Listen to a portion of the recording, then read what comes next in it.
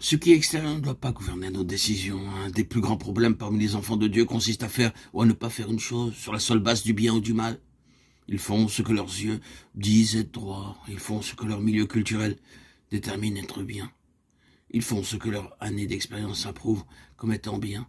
Pour un chrétien, chaque décision doit être basée sur la vie intérieure. Et c'est quelque chose de totalement différent. Mon profond désir, c'est que nous puissions voir qu'un chrétien ne doit pas parvenir à prendre une décision autrement que parce que lui indique la vie.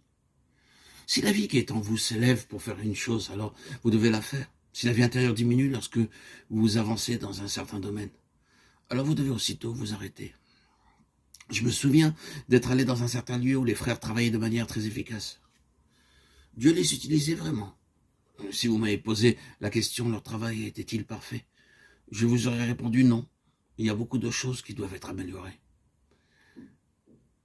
Avec beaucoup d'humilité, ils m'ont demandé de leur faire remarquer ce qui n'allait pas encore. Alors je leur ai montré ceci et cela. Mais aucun changement n'est intervenu. En ai-je été ennuyé? Pas du tout. Je pouvais seulement leur montrer des aspects extérieurs qui nécessitaient des ajustements. Je ne pouvais pas voir ce que Dieu faisait intérieurement et cela aurait été folie de ma part de vouloir toucher à cela. Je n'avais pas conseillé Dieu de faire certaines choses dans leur vie. Dans un autre lieu que j'ai visité, les frères n'évangélisaient pas. Ils ont discuté de cette question avec moi et ils m'ont demandé si je ne pensais pas qu'ils devaient évangéliser. Sur le plan doctrinal, leur ai-je répondu certainement que vous devez le faire. Ils ont reconnu qu'ils le pensaient aussi. Mais ce qui est surprenant, c'est que Dieu ne leur donnait pas la vie pour le faire. Dans une telle situation, si nous connaissons le Seigneur, nous devons nous tenir dans le silence.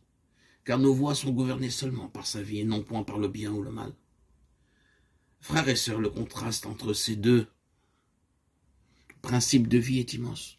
Trop de personnes en sont encore à se demander « Est-ce que c'est bien que je fasse ceci? Serait-ce mal de faire cela ?» La seule question que doit se poser le chrétien est celle-ci. La vie divine qui est en moi s'élève-t-elle ou se réduit-elle lorsque je pense à cette chose? La réaction de la vie divine en moi doit déterminer la voie que je dois suivre pour chaque détail. C'est une question d'une extrême importance. Sur la montagne de la transfiguration, Moïse était présent, il typifiait la loi. Élie était aussi là, représentant les prophètes. Le standard légal était là et le standard prophétique était aussi là. Mais ces deux aspects du ministère oral de l'Ancien Testament ont été réduits au silence par Dieu. Celui-ci est mon fils bien-aimé, a-t-il dit, écoutez-le. Aujourd'hui, le modèle pour le chrétien, ce n'est ni la loi, ni les prophètes, mais Christ, le Christ qui demeure en nous. C'est pourquoi la question n'est pas est-ce bien ou mal, mais la vie divine qui demeure en moi, que dit-elle? L'approuve-t-elle? Nous remarquons souvent que lorsque nous approuvons une chose, la vie en nous la désapprouve. S'il en est ainsi, nous ne devons pas faire ce que nous pensions être une bonne chose. Nous ne pouvons avoir la paix dans nos cœurs que lorsque les exigences de la vie divine ont été satisfaites.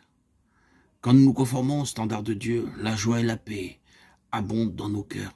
Nous devons donc être attentifs aux sollicitations de la vie divine pour pouvoir satisfaire le cœur de Dieu.